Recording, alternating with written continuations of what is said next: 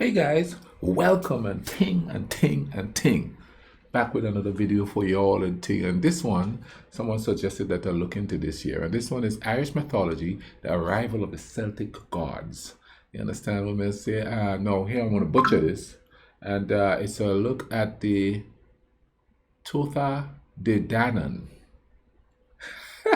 I hope I pronounced it that right and thing. But let's go ahead and see what happened when the Celtic gods arrived in Ireland. Let's YouTube and simmer. From the most diverse places in the world, Greeks, Iberians, and even from the Far East. These people tried to settle in the beautiful Irish lands. At first, everything seemed to go well. But taming the island's nature was no easy task. Plagues and dark creatures ravaged these populations. Some of these settlements were totally ruined. But some clans managed to overcome adversity, establishing themselves solidly in the Irish lands. Among them were the Firbolg, descendants of the legendary Nemed, the Scythian explorer who set sail from the Caspian Sea to settle in Ireland. The Nemedians were a brave and persistent people. They were challenged by monsters, rival clans, and pirates. But these disputes brought the people of Nemed even closer together. They spread across the island, and new tribes and clans were formed.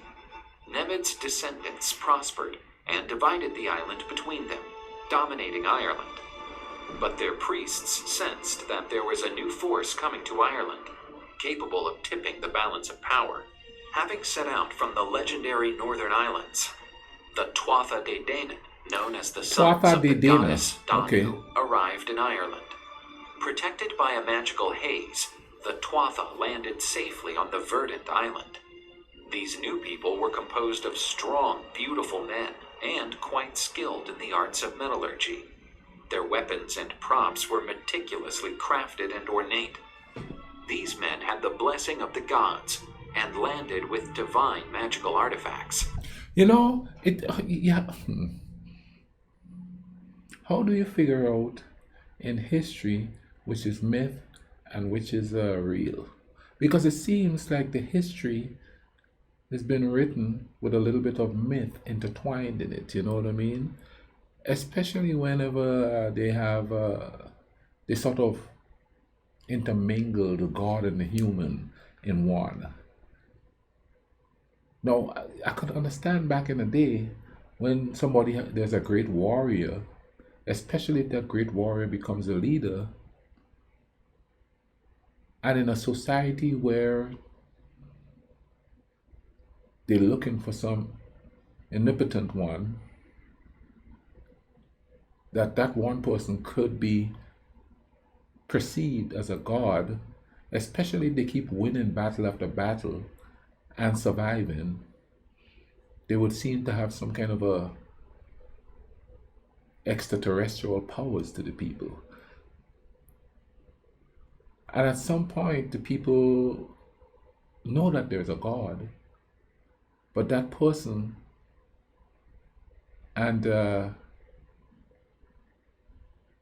could become someone who would be seen as a god themselves. Because hey, that could happen today. I'm watching politics in this country here, and it's like they're treating one of these guys like he's a god. He can't do no wrong. They ask, if he shot somebody in the middle of the street and murdered them, would you not vote for him? Oh no, I'd vote for him anyway. That's like godlike status. That means he could do whatever he wants and he can kill whoever he wants. But I love him. He's like a god to me, pretty much. They're saying it without saying it. So it's basically the same vibe, you know what I mean?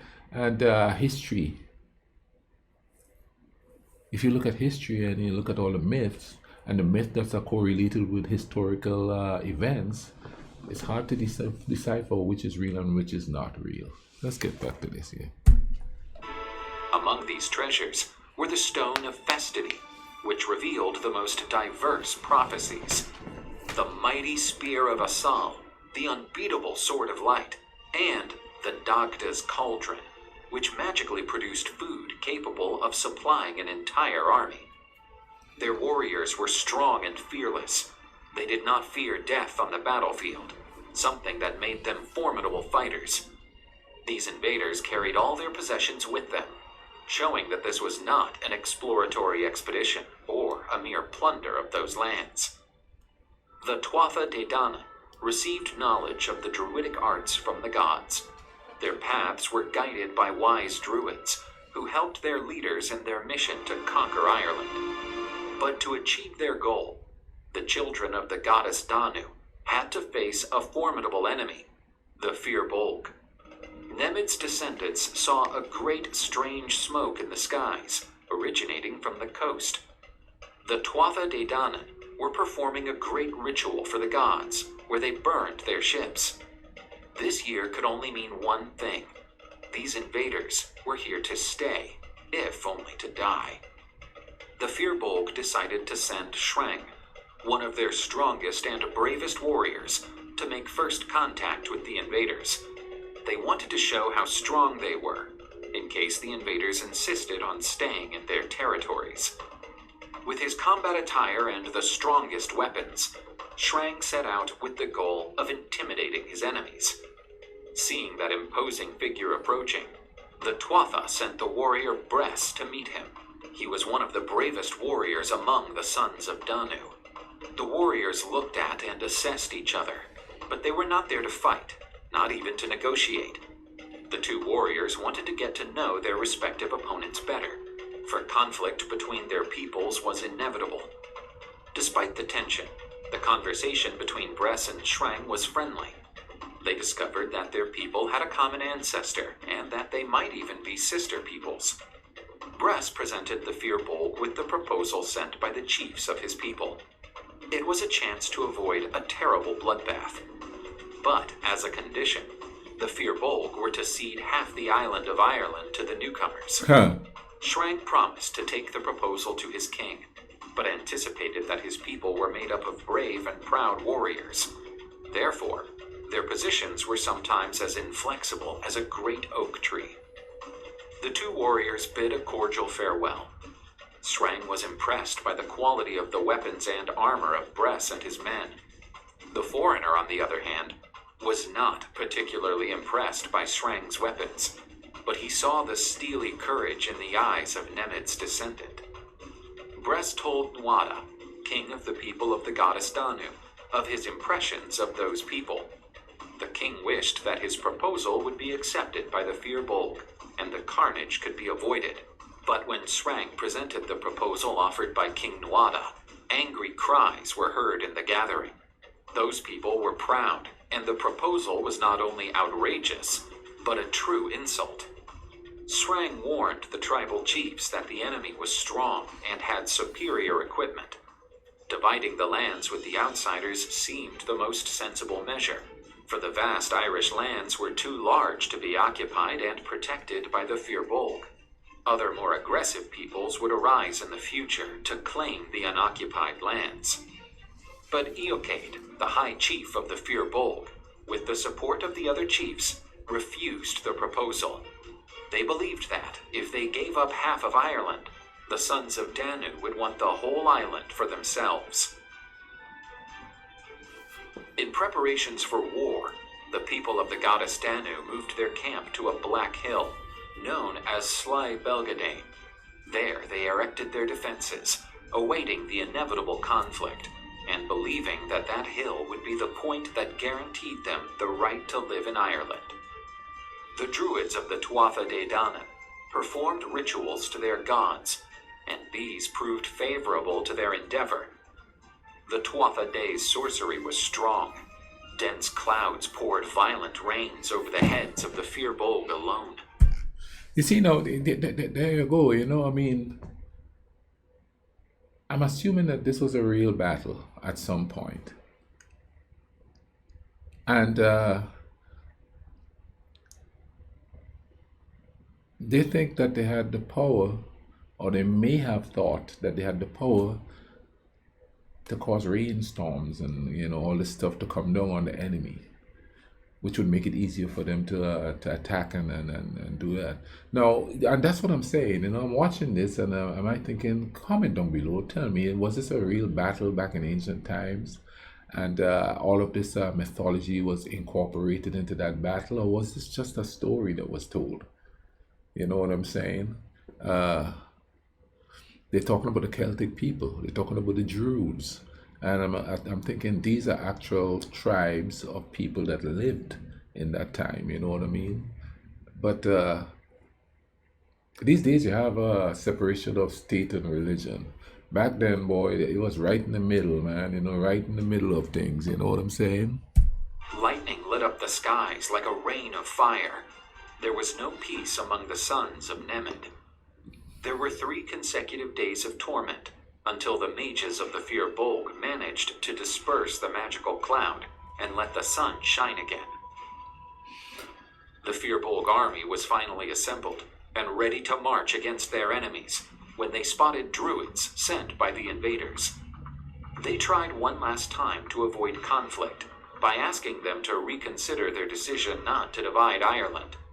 But once again, Eochaid, the supreme chief of the Fir Bolg, refused. He did not wish for peace, only to see the people of the goddess Danu away from that island. The envoys proposed an armistice, so that the 2 sides could prepare for combat on equal terms. After a fair fight, the winner would be revealed, showing what the will of the gods was. The Fir Bolg were honorable men and agreed to the armistice, even though it was unfavorable to them. As the truce ended, and before the great battle, young warriors from both sides met for a spear-throwing duel.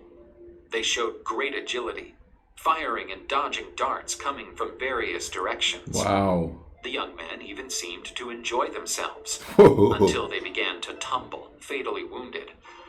What looked like a youthful prank became the prelude to the bloodbath that followed.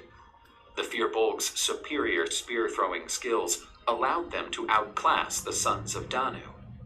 This small victory boosted the morale of the people of Nemed, who marched confidently into the real fight. The real war between Danu's sons and the Fir Bolg people was about to begin. The day of the battle for Ireland had come. The sons of the goddess Danu awaited their enemies, while the Fir Bolg wanted to push the invaders back into the sea. The hosts of warriors were profiled and ready to fill the verdant soil chosen for battle with the blood of their enemies. Tuatha Dé Danann formed a rigid defensive body, trying to hold the defensive line with a wall of shields. Shoulder to shoulder with the invaders stood Dagda, the warrior god of precise and terrible blows. With this mighty god at their side, the Tuatha Dé Danann felt protected. But the Fir Bolg fought with the courage of those who wanted to protect their home and offspring. They attacked so fiercely that the invaders' defensive line broke, and panic spread among the warriors. Danu's sons had lost the first fight and fled to regroup in their camp, but the war was far from over. The night after the first battle caused huge euphoria among the Fir Bolg. But the next morning, while Eochaid, the high chief of the Fir Bolg, was refreshing himself on the banks of a stream, he noticed someone approaching behind him. He turned around and saw sinister figures. They were druid assassins who wanted to kill the Fir Bolg leader to prevent an even greater bloodbath. The king was defenseless, and his weapon was out of range. The ambush seemed perfect, but the druids did not expect the arrival of a young Fir Bolg warrior who stood between the king and the 3 assassins. He fought alone against the 3 assailants. The 3 druids were killed, but the brave young man also did not resist the injuries of the heroic combat. A monument was erected in honor of the lone champion, and the hill where the fight took place became known as the Hill of Tara. The second day of fighting was as bloody as the first. Combatants on both sides perished in great numbers. Great warriors fought duels, while other warriors took part in fights so confusing that it was often difficult to distinguish between friend and foe. Yeah, that's what I always thought about these battles back then. When you're in the thick of battle and you're fighting, with all these swords around and spears and all of that, how do you know? How do you know who is friendly or not? I guess after, I guess they had that instinct back then. I'm not saying that there wasn't a lot of friendly fire, for lack of a better term. There probably was. Because I know if I was in that situation and I'm in that big, uh, clump of people fighting and stuff like that, somebody bump into me, I mean, fair, shoop, I'm turning around swinging, I'm not going to wait to turn around and say, oh, that's my buddy, that's my fellow soldier. No, I'm turning around swinging because I don't know who is there because it was just a cluster of people swinging swords and stuff. Now, I'm kind of making it seem like it wasn't organized. It was probably way, way more organized than that. And like I said, the instincts probably was well enough to suit that type of combat that they were fighting back then. Like, forget the weaponry, or maybe think of the weaponry. If they were to fight now, they probably would wonder, well, how are you guys doing that with all that lead flying all over the place? You know what I'm saying? Let's get back to this here. After a full day of fighting, both armies returned to their camps, considering themselves victors.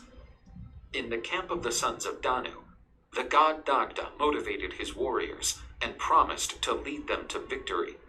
But they were to stand firm and not to tremble at the enemy's feet. Shrang, the brave Firbolg warrior, led the attack of his tribe. At the head of his army, he exterminated dozens of opponents. The great Dagda dueled with Kurb, a divine hero of the Firbolg tribe. The fury of the clash between the two great warriors impressed the other combatants. In the end, though he fought heroically, Kurb perished at the feet of the great Dagda. The green Irish meadows were painted red, and crows were feasting on the corpses lying there. One could still hear the groans of the dying warriors who gave their last breaths. One of the blackbirds hovering over the battlefield did not take its eyes off Nuada, the chief of the Tuatha Dé Danann. The leader of Dana's children was lost in his thoughts when he felt a strange presence. Behind him stood a woman so beautiful and seductive that she could only be a goddess. She was Morrigan, a goddess associated with war and destruction. She promised him victory in his ear and gently led him to his tent. Nuada awoke in his bed after a night of intense love. He could still see Morrigan in the form of a raven, flying away from his tent. The king of the Tuatha Dé believed that, despite the difficulties imposed by the Firbolg, he would lead his people to triumph. A new day of combat began, a repeat of the previous days. Firbolg killed Tuatha Dé Danann, and Tuatha Dé Danann killed Firbolg. But a great duel was about to take place. Yeah. The great Shrang was ready to challenge King Nuada in combat. The king knew that victory over the Firbolg champion would be a terrible blow to the morale of his enemy, and so he advanced against him with terrible ferocity. The other combatants stopped to watch the duel. The tension in the air was enormous. Nuada and Shrang exchanged brutal blows. Each of those could decide the fight at any moment. Shrang, filled with fury, struck a huge blow, shattering Nuada's shield. Without protection, the king was vulnerable, and his arm was severed. The king cried out for help. One of his nobles quickly helped him, placing himself between the Firbolg champion and his king. The great Dagda also rushed to Nuada's aid. The presence of the two great warriors made Shrang retreat. The king was removed from the battlefield by healing druids, and the battle continued. Bress, one of the... No, check this out. The king was out there fighting. The king. You got these presidents and prime ministers and all these people. They're never in the front lines. They send people out to die, but they're safe at home. They're safe at home. They're never out there like battling with the people. Of course, all these old people you have, all these old people you have leading countries, they couldn't be out there in the battlefield. You understand what I'm saying? So I wonder, we should tell them, hey, you want to fight? Let's see you get out there and throw down. Don't send our kids out there. You go out there and throw down. And I guarantee you that a lot of them would be like, well, let's negotiate. Oh, yeah, they will. Because most of them they don't fight. They've never been in a war or anything like that. So, they're not going to be able to go out there and battle it out. You know what I'm saying? They could give orders to execute and do all that like some dictators do nowadays. But you don't see them going out there in the thick of things, right on the front lines, and all the bodies are dropping and thing, They ain't out there. No, they in a bunker back home saying, fight till the last man die. And they ain't gonna be the last man dying, that's for sure. They're gonna be the first one to run to exile. The leading warriors among the sons of Danu wanted to avenge his king. He sought out Eochaid, the Firbolg king, on the battlefield. He tried to make his way among the enemy hosts, knocking down all who crossed his path, but eventually died before he reached the king. The Firbolg king offered great resistance to the army of the sons of Danu, who at that moment seemed to have the upper hand. Exhausted and thirsty, the king withdrew from the fight to seek water, but the wizards of the Tuatha Dé dried up all the streams near the king, who found only muddy puddles. The king was eventually surrounded by his enemies, but Eochaid, as brave as a bear harried by wolves, took the lives of several more of his enemies before he perished from numerous wounds. The Firbolg armies suffered a great defeat. However, under Shrang's leadership, they continued to resist. Night came again. Imminent death loomed over the Firbolg.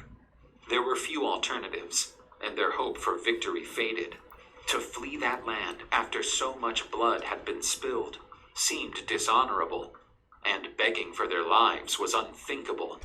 The only honorable way out was to go to the battlefield again.